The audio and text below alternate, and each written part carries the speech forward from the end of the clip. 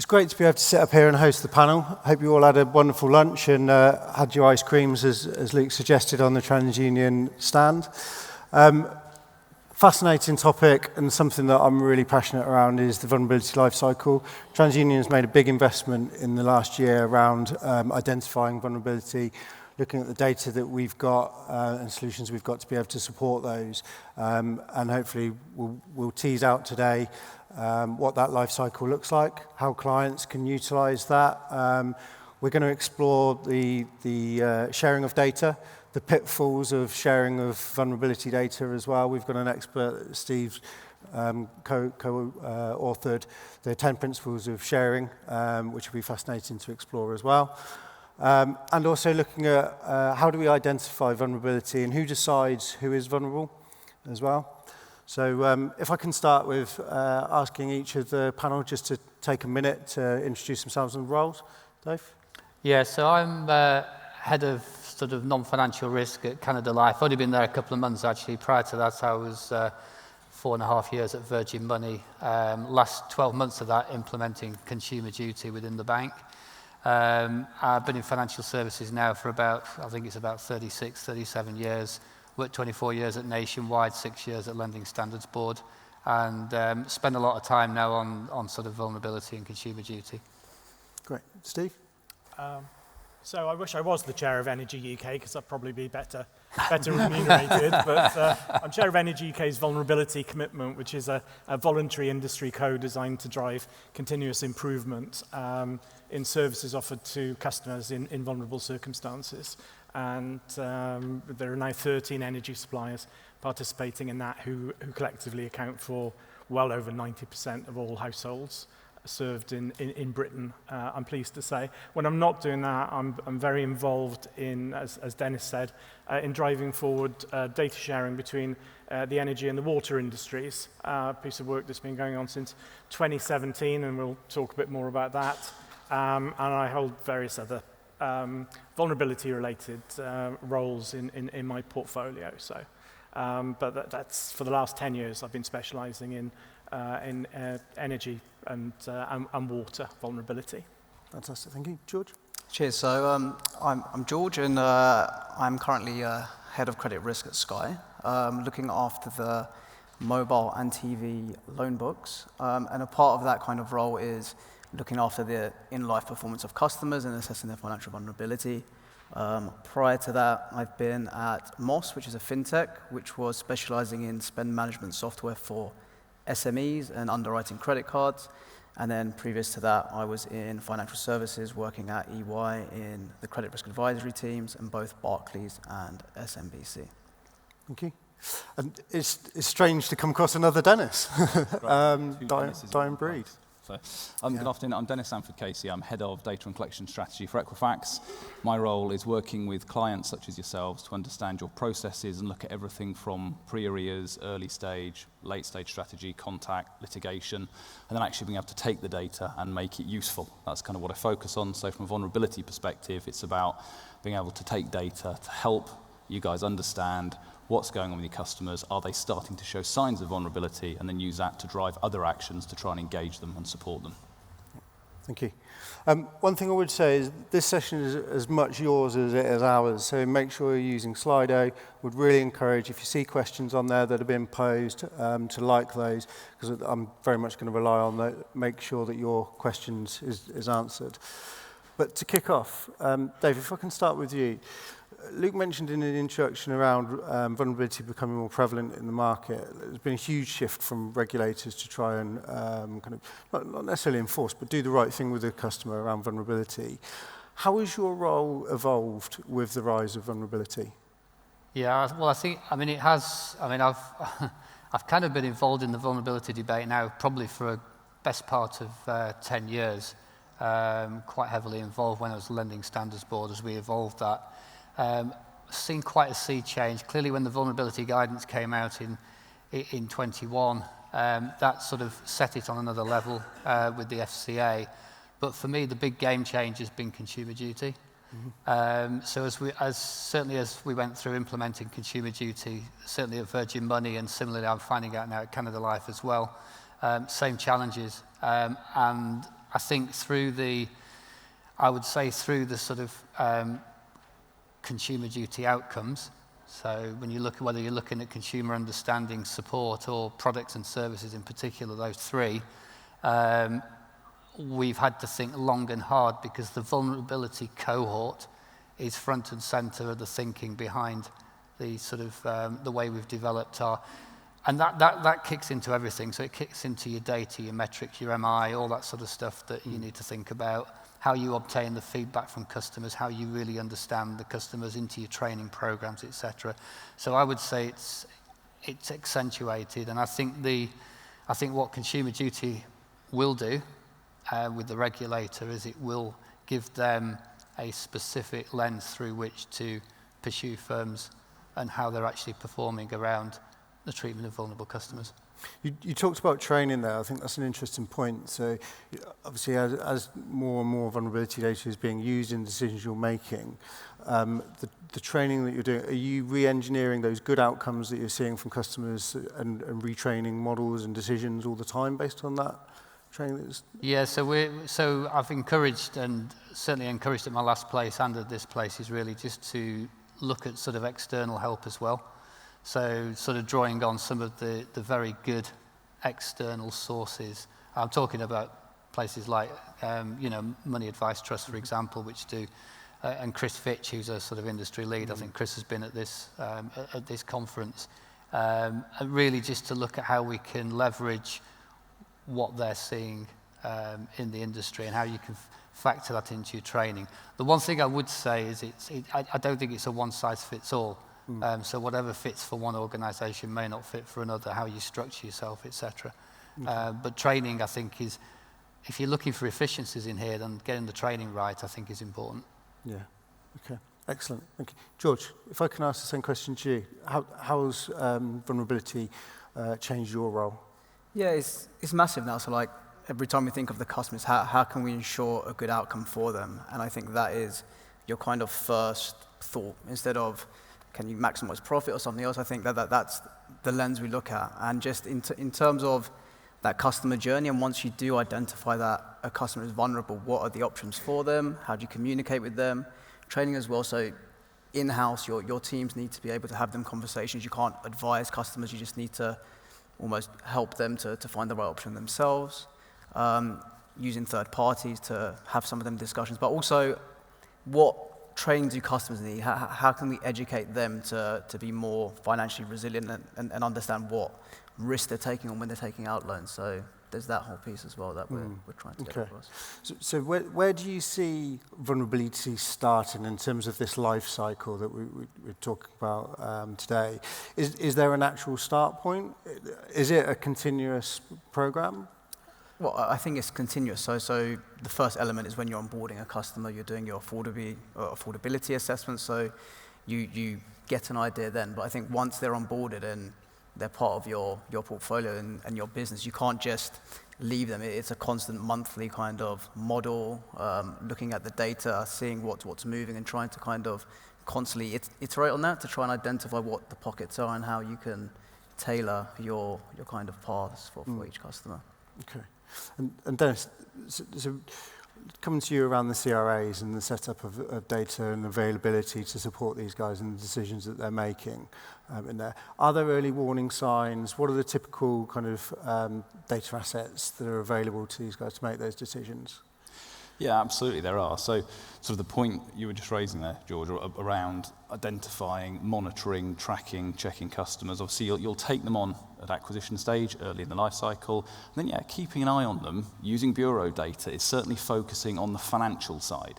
Now, again, as bureaus, being realistic, we haven't got other levels of data. You can't see the mental health crisis side. You can't see the fact that someone's potentially going through a bereavement. However, the financial side, you can start to look for multiple bits of data along that sort of life cycle and start to manage and think about the changes. Because what will tend to happen, people getting into difficulty, doesn't just happen overnight. They don't do it deliberately. There's a life event, something's changing, and they're kind of just paying one part to pay off another part, like they're using different credit cards. And that's what you can start to be looking for. What's happening on credit card utilization? How much credit are they actually applying for, one after the other? Are they credit hungry? Has there been an income shock, for example, coming in? What that can actually then do is if you can start to try and engage early, you can try and speak to your customers and ask them to think about, looking at a new affordability tool using, for example, open banking data. And obviously the critical part of that is you have to have engagement, you have to have spoken to them and actually get them engaged in the process. And that's sort of one of the hardest parts, because the education part, again, you mentioned a second ago, George, when people start to struggle, they will talk to their friends, they will talk to their peers. If you look at Gen Z, they will talk to TikTok. And that's a big thing they will do. They won't listen to the bank. They won't listen to authority. They'll go to people they know. So it is very much about, look, you need to be able to be on the same platforms, reach out to these people to get them to try and engage. And there are various tools that you've got ranging from bureau data, ranging from the communications that you're going to have with them, to try and get them to engage early in the process so you can support them. That's interesting. I like the fact that you're saying about the bureau data, having data to proactively identify them. But I suppose there is a gap. There is a natural gap in the bureaus of that non-financial vulnerability in there that many are trying to close. Steve, you come from a background in your sector where non-financial vulnerability is well established in terms of the Priority Services Register. Can you give a bit of insight into how that register works? Yeah, if I talk about utilities here, I'm essentially talking about what I consider the old utilities of energy and water, as opposed to telecoms. I think telecoms are a slightly different case, but we might come back to that later. So the old utilities now have a common set of needs codes, have done since 2019 for this thing that we call the Priority Services Register. It's existed since 2000. And it began as a very binary entity. Basically, you're either vulnerable or you're not vulnerable. And essentially, the purpose of it was to identify where somebody might be in real danger in the event of a power outage because they were reliant on mains-powered medical equipment, or couldn't leave their home to go somewhere warm if the gas was off, or whatever. And over the years, we've actually sort of gone through various iterations, so we understood that, well, actually there are these things called temporary or transient vulnerabilities, previously known as dynamic, which made it sound far too exciting. And then gradually moved into this realization, learning from the world of disability and the social model of disability, which I'm sure most people here will be familiar with. Well, actually, we realized that, well, what is it that creates risk in these circumstances? It's not the characteristics of the individual or the vulnerability. It's what their service providers are doing or failing to do to meet their needs. That's where vulnerability is created. So actually the onus is on the energy company or the water company to recognize that somebody needs additional help and to have that help available to meet their needs. So I think, very, very important in the utilities to work with third parties, trusted third parties, because let's face it, trust in energy and water companies at the moment is at an all-time low. And that does not promote disclosure. But working with the likes of Step Change, Money Advice Trust, Christians Against Poverty, Citizens Advice, a host of trusted third parties like that, who have conversations with customers, who are willing to disclose to them, and who have also got the capability to be able to address those upstream issues that may be creating vulnerability in the first place. No one utility company can do all of that. We're not in business to fix the root causes, but there are agencies that can. So the vulnerability commitment, one of the fundamental principles of it is that those companies that participate in it commit to funding those organizations and not simply putting their logo on the website and signposting and hoping that nobody notices, but actually working with the likes of Step Change and others, funding them to provide services and working in true partnership. And I think that's critically important. One of the key things you mentioned there is around trust and monitoring of an individual's positions, using data to proactively identify somebody who is potentially vulnerable in there. I'll open it up to the panel. How do we think that is going to land in terms of trying to identify vulnerable customers and having that engagement then with them?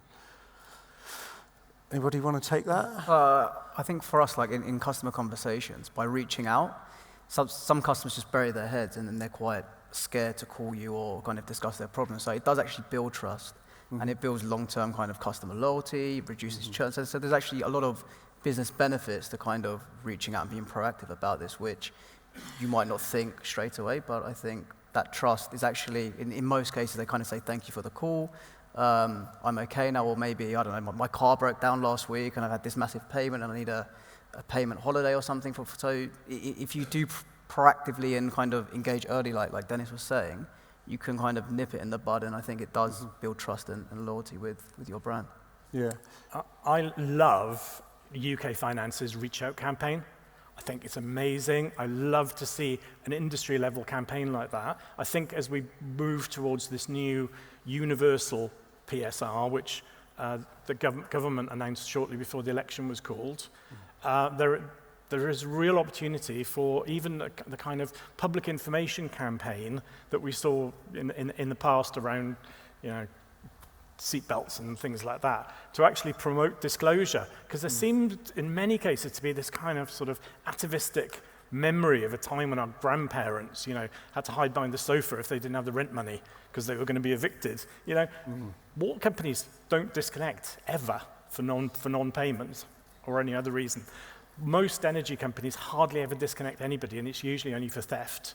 But a lot of customers are really scared about talking to their utility firms about when they've got ability to pay issues, because they fear consequences that just don't exist. And I suppose part of that building trust is also transparency on the data that we're holding on them. So if somebody is disclosing a vulnerability, is making sure that the individual's got access to see exactly what we're holding and why we're holding it and the impact of that data, what we're going to do with it.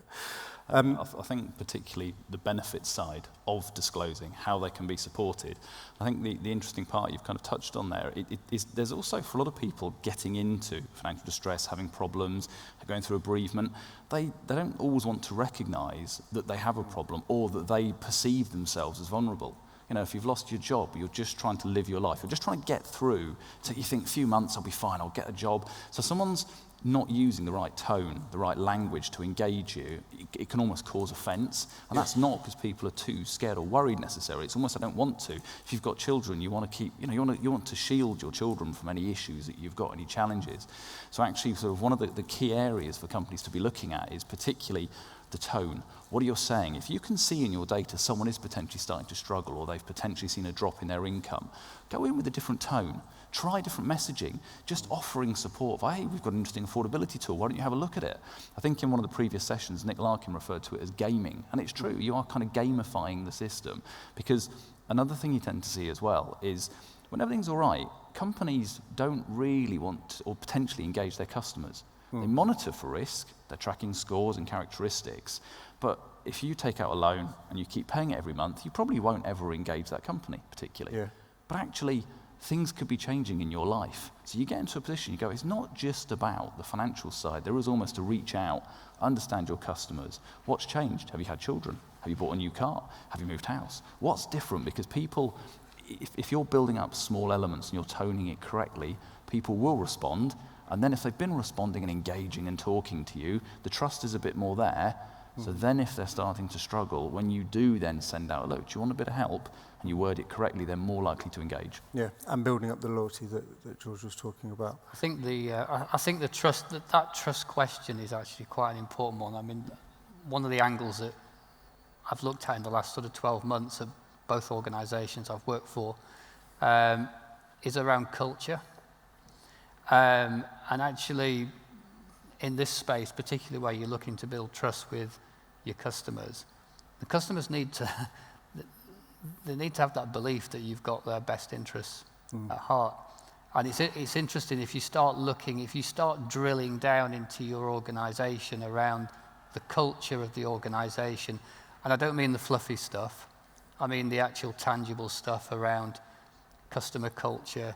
When the business takes a decision, is customer front and centre, or is it actually an afterthought to the actual objectives of the organisation? So I think the culture piece is absolutely key and critical.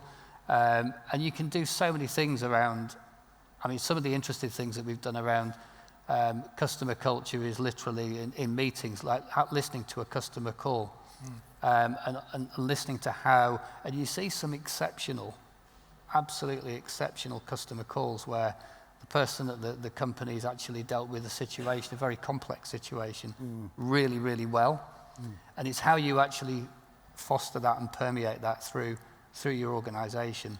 I would say that's fundamental.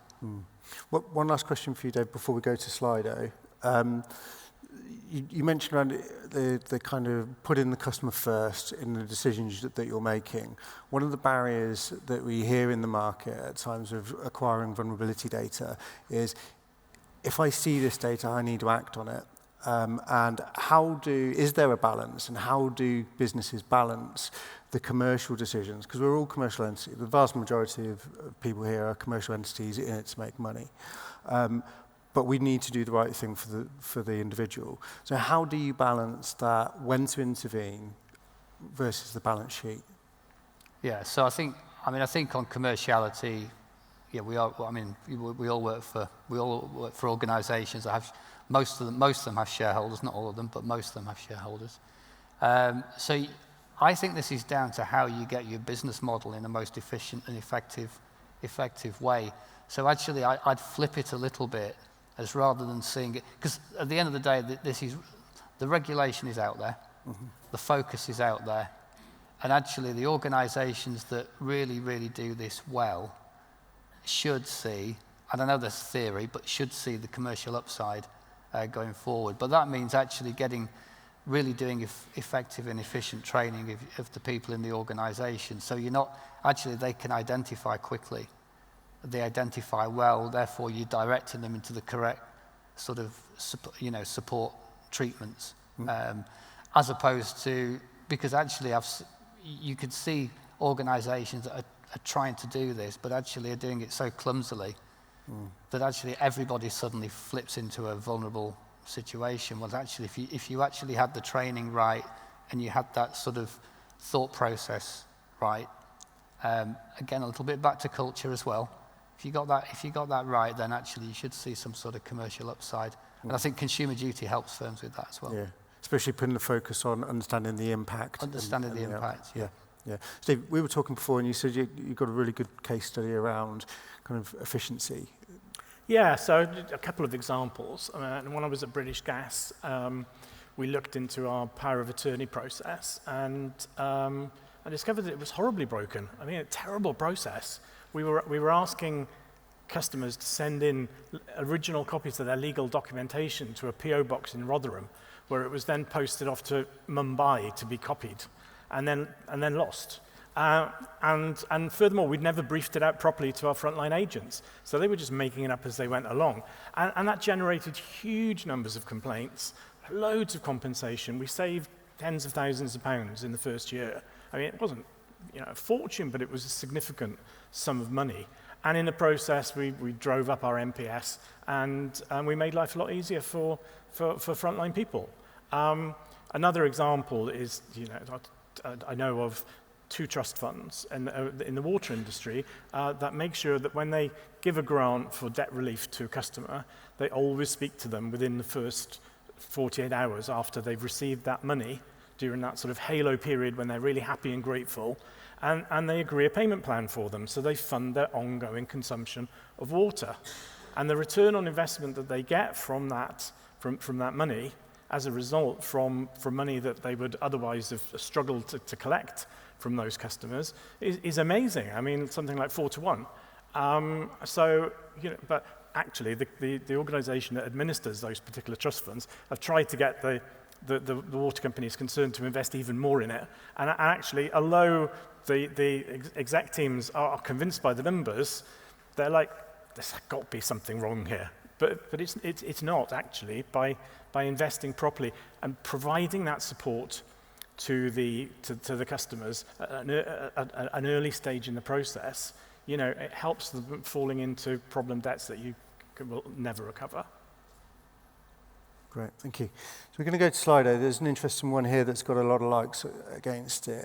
It's very much in the kind of high cost area, so potentially kind of a vulnerable population before you even start doing business. Now, how do you flag vulnerability across organizations? A high cost lender could flag anybody applying as vulnerable or anyone in forbearance, but a debt collection agency is not helpful. Anyone want to take that question? Yeah, sure, I can have a stab at that if you want. So it's actually a really good question because it is very relevant, that definition of vulnerability. So companies will have their own view, their own definition. I think being careful, but one thing to appreciate, the FCA have pushed vulnerability sort of quite far in the sense, there's a question further down saying, isn't anyone at some point? Yeah, potentially, in almost some of the FCA definitions, you've got to be careful of that because actually that doesn't help those people that are genuinely vulnerable. That's what you're really trying to do, is find the population that need the most amount of support. So you would hope that companies will have their processes, will be trying to reach out and engage, and as part of that discussion, will understand the situation that someone is in and genuinely, have they got absolutely no money at all? Are they going through a mental health crisis? A classic one is a divorce. Now, divorce is a short-term challenge, but fundamentally people going through divorces are financially far worse off and will suffer in the mental health as well. Now, that's for a shorter period of time. So therefore, do you just apply forbearance and hold back for a while? Or alternatively, do you pass them through a specialist department, for example? So I think that's always a challenging area, which is absolutely, depending on the rules you've got, you can end up with a much bigger population that appear to be vulnerable versus if you tweak those rules. We did some work with one of the water companies. And for example, they decided to have a look at low income, go for low income. And that ended up actually at about 28% of their portfolio was on a low income. Now, commercially, they couldn't afford to actually go, all of those people are going to be able to pay us less because that's 28% of your portfolio. So it is a challenging question. It's one I don't think there is a straightforward, easy answer. But if you get that communication, you get that engagement, you then have the conversation and try and offer the best support to the individual, but also recognizing, as discussed, the commercial businesses, they're not really going to have to pay very much. So you are supporting them potentially longer term, possibly buying brand loyalty in the long term. So hopefully, as they recover, come out the other side, they'll view you as a good business and carry on working with you. Yeah. So just, go for it, Steve. So just building on that, and I think going into the next question maybe, I think it comes down, and it goes back to that 10 principles of data sharing that Dennis mentioned earlier. There always has to be a so what, right? Why have you flagged this customer? What are you going to do with that information as a result? Because otherwise it's just a numbers game, it's just performative. Who can build the biggest register with the largest number of names on it? And it has to be something meaningful. Otherwise you're going to disappoint the customer. Priority services register sounds amazing. Wow, I'm on the priority services register. But if you don't actually get anything as a result of it, then that's not great. That's not a great experience for the customer. So actually, I think it's fine to have multiple vulnerability flags against an individual, but the key thing is what you do with that information and what services flow as a result. And I think increasingly we're recognizing, particularly as a result of COVID, people will dip in and out through their lives into vulnerability and then maybe recover again. And it's actually about having the training in place for your frontline people to be able to recognize when somebody actually needs help and pick up on the clues and to work with trusted third parties. So you can kick into action when it's appropriate. Something you touched on there actually about dipping into vulnerability and out of vulnerability is one of the next questions here. Customers who are long-term vulnerable, the next one down, isn't everyone potentially vulnerable at one time or another? The death of a loved one, for example, how do we differentiate between that and how do we understand when somebody is coming out of that vulnerability or entering vulnerability?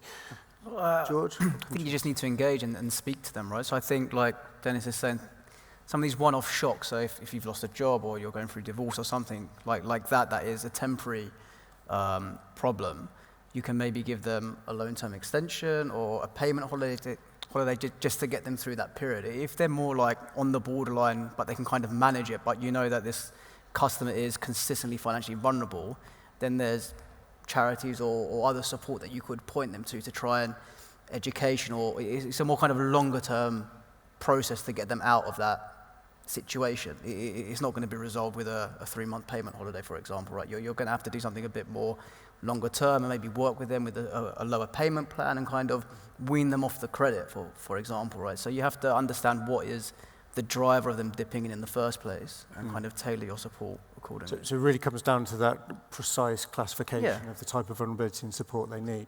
Dave, you look as though you wanted to answer? I mean, this is incredibly difficult, right? So this is a challenge that I've been finding at organisations. We've found it really difficult to do this because the permanent vulnerability is kind of easy because you have that conversation. You know, those instances where people dip in and out, this is where it becomes really difficult because quite often sort of the supporting technology isn't there to help record, etc. Those sort of occasions where you might want to move people out, and I think there is a pressure through the regulator now to the idea that half the people at any one point in their life would be vulnerable. Can lead you into a bit of a panic if you find out that suddenly you've actually only recorded about less than 1% of your, which is where we currently are at the moment. Yeah. So, you have a challenge, I think, on this particular one. And it's a challenge that has been experienced in the utility market, right? Yeah, so I was going to say, as we kind of elephant in the room, we haven't quite touched on yet, but it's really important, is the principle of tell me once. Because, along with the trust, along with the difficulty of disclosing potentially very sensitive circumstances and characteristics, there's also the complete pain of having to think, well, I'm going to phone my water company, my gas company, my electricity company, my telecoms company, my bank, my mortgage lender, how many times do you have to disclose? And then GDPR requires us to check in every 2 years to make sure that, you're still deaf or blind. So tell me once is a really attractive idea, but I think it also needs to be tempered with the fact that everybody's circumstances are different. Two people may have the same needs codes, the same apparent vulnerabilities, but we don't know which is dialed up and which is dialed down. And it's only through having those conversations with them that you can find out exactly what their service needs are. So I'd say it's both and. Tell me once can definitely help with disclosure and actually time stamping the information that you collect, because you can rely on third-party verification so that you know that if Mrs. Miggins has spoken to a water company last week, then you don't, as her gas supplier, you don't need to call her for another 2 years minus 1 week. You don't have to contact her next week. And that can make life a lot easier all around. And as we get into this idea of a universal PSR and more data sharing going on, I think we need to get smarter at that to make life easier for the customer, as well as for ourselves. The Tell Us Once scheme is an absolutely attractive one, and is one that needs to come in and done correctly, could be hugely beneficial to the consumer. What are the ethics around it? Because we've talked today about people putting their hand up and disclosing vulnerability, and Dennis, you've rightly said, through data you can identify individuals who are moving into a vulnerable state. What about those who maybe aren't even in the mindset of being able to give that consent? It could be like suicidal, for example. You've mentioned about hearing some conversations and getting value from understanding that. Some of those conversations can be quite harrowing to listen to. And if somebody is in a state where they're not in sound mind, what responsibility do we have about sharing that to lenders? I know that's a bit of an off-the-cuff one, and you probably weren't prepped for that. Well, we've moved all of the water industry and 90% of the energy industry from explicit consent to substantial public interest. So those who aren't deeply versed in this, previously we had to ask customers before we recorded their data. Now we can record it and share it, but we inform them and we let them know that they have a right to object. And the number of people who object is vanishingly small. Having said that trust is a big issue for disclosure, as long as you can demonstrate that you're collecting data and sharing it for their benefit, people will trust in you and will be happy with that. So, and I know a lot of financial services firms are also moving to SPI as well. So, there are needs ethical controls, but it can work. And there's a great quote in the principles that says that ICO, you found the quote that ICO won't go and punish somebody if they're sharing data with the intent to protect the consumer as well. Just lastly, please put your hands together for the panel. Hopefully you've really enjoyed a fascinating conversation. Thank you very much.